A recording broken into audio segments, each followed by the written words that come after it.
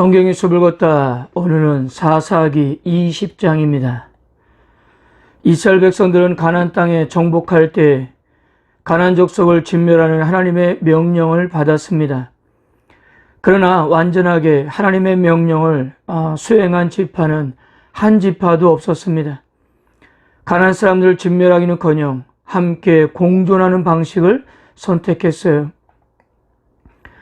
그리고 사사기 전체를 보면 이렇게 이스라엘 전체가 무엇을 하기 위해서 함께 모인 경우는 사사 온니엘 이후에 처음이었습니다.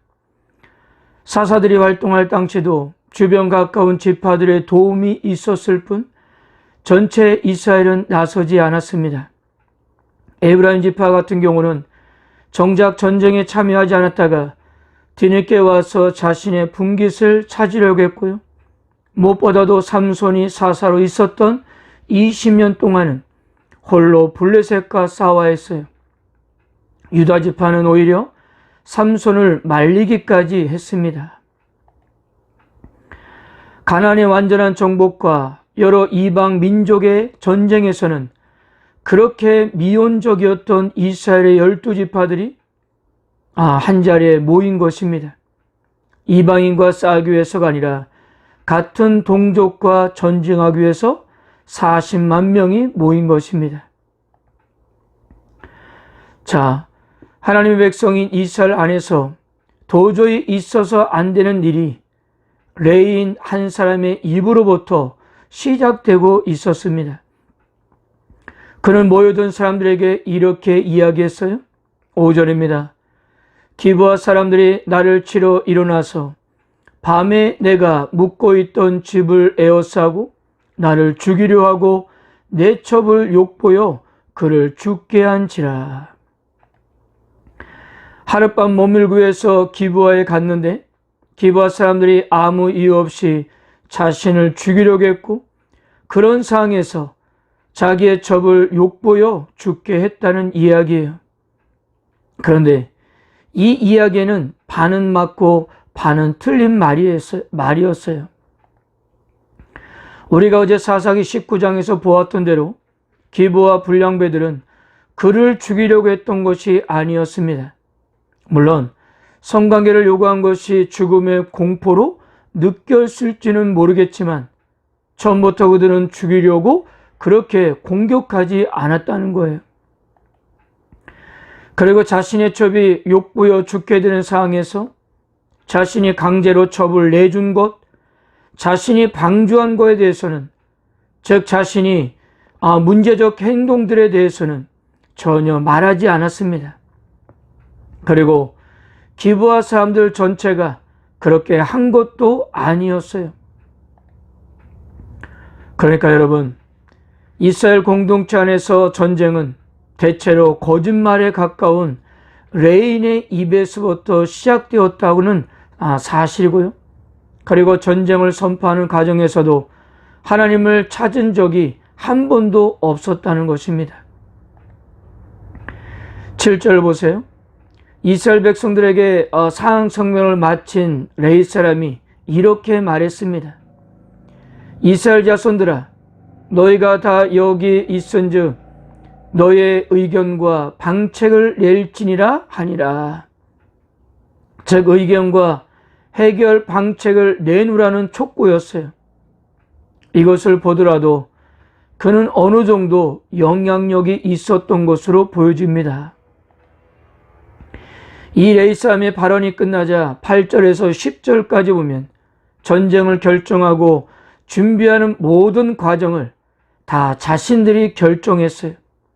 주체가 우리가였습니다. 전쟁을 위해서 하나님을 찾거나 결정을 하나님께 묻지도 않았습니다.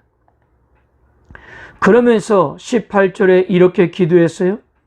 이스라엘 자손이 일어나 베들에 올라가서 하나님께 여쭈어 이르되 우리 중에 누가 먼저 올라가서 베냐민 자손과 싸우리까 하니 여호와께서 말씀하시되 유다가 먼저 갈지니라 하시니라. 여러분, 이것은 순서가 바뀐 것입니다. 처음부터 하나님께 전쟁을 해야 하는지 하지 말아야 되는지에서 먼저 물어야 했어요. 그런데 이스라엘 백성들은 자신들이 전쟁을 하겠다고 다 결정하고는 하나님께는 통보하는 시기였던 것입니다. 18절의 의미를 살려서 설명하면 아마도 이런 내용이지 않을까 합니다. 하나님께서 말씀하셨다. 내게는 이 전쟁을 할지 하지 말아야 할지 어떻게 해야 할지를 한 번도 묻지 않더니만은 이제 너희끼리 전쟁을 다 정해놓고서는 내게 와서 누가 전쟁에 앞장설지를 물어보는 것이냐?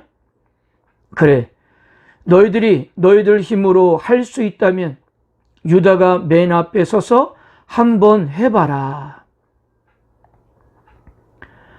그렇게 하나님께서 함께 하시지 않는 두 번의 전쟁은 모두 패할 수밖에 없었습니다. 이 두 번의 전쟁으로 이스라엘 백성들은 약 4만 명가량이 죽게 되었고요. 그제서야 이스라엘 백성들은 자신들이 무엇을 잘못했는지를 깨닫고 하나님의 언약궤가 있었던 베델로 다시 돌아가서 금식하며 번제와 화목제를 드리면서 다시 하나님께 부르짖었습니다. 이스라엘 백성은 처음부터 이렇게 해야 했던 것이 맞는 겁니다. 28절입니다. 아론의 손자인 엘르아살의 아들 비느하스가 그 앞에 모시고 섰더라.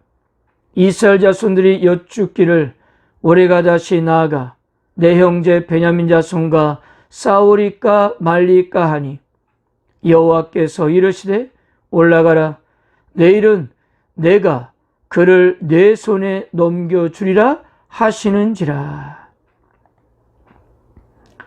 하나님으로부터 승리를 약속받은 이스라엘 백성들은 여호수아가 아이성을 정복할 때 사용했던 전술을 사용해서 결국 승리했습니다. 그러나 이스라엘 백성들은 그것으로 만족하지 않았어요. 광야로 도망친 600명을 제하고 마치 여호수아가 가나안 땅을 정복할 당시 완전히 진멸했던 것처럼 전쟁에 참여하지 않았던 성읍의 모든 살아있는 존재들까지 완전히 진멸하고 불태웠던 것입니다. 이미 두 번째 전쟁으로 4만 명가량의 군사들이 죽었던 것 때문에 그랬을까요? 완전히 악에 바친 사람들처럼 무자비하게 그렇게 행동했던 것입니다.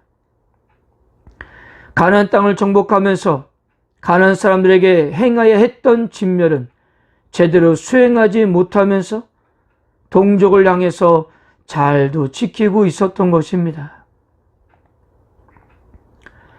사랑하는 성도 여러분, 이러한 비참한 결과가 있었던 것은 기브온의 불량배들 때문일 수 있고 그것을 감싸주었던 베냐민 사람들 때문일 수 있습니다. 그리고 같은 동족을 이방인처럼 취급한 이스라엘 백성들 때문일 수 있어요. 그러나 이 사건은 레인 한 사람의 사생활부터 시작해서 그의 왜곡된 말을 통해서 시작되었다는 것입니다. 결국 종교 지도자들이 평소에 하나님 앞에 바로 서지 못한 결과가 국가에 큰 혼란을 가지고 왔던 것입니다.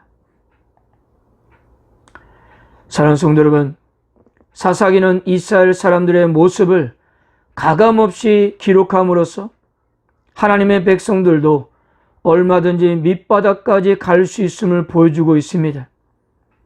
이들에게 하나님의 다스림이 없었던 것이 아니었는데 그들 스스로가 왕이 되려고 하나님의 통치를 거부하면서 벌어진 일이었어요. 그러므로 왕이 없으므로 자신의 소견이 옳은 대로 행동하고 판단한 결과는 바로 죽음뿐이었던 것입니다. 하나님의 통치를 거부하고 자기의 판단과 결정대로 살아가고 행동하는 것은 반드시 잘못된 결과를 초래한다는 진리를 우리에게 보여주고 있는 거예요. 사랑하는 성도 여러분, 오늘 하루 우리의 삶도 통치권의 싸움이며 하나님과의 관계의 싸움입니다. 어떻게 하나님을 인정하며 살아갈 것인가? 또 어떻게 하나님과 관계를 맺으며 하나님과의 깊은 관계 속에서 하나님의 음성을 듣고 또 왕 대신 하나님의 통치권을 인정하며 살아갈 것인가에 대한 싸움이에요. 오늘도 하나님을 나의 왕으로 인정해 보세요. 그분의 통치를 받아보세요.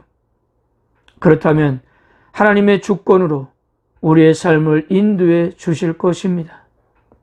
그런 은혜가 함께 하시기를 축복합니다. 아멘.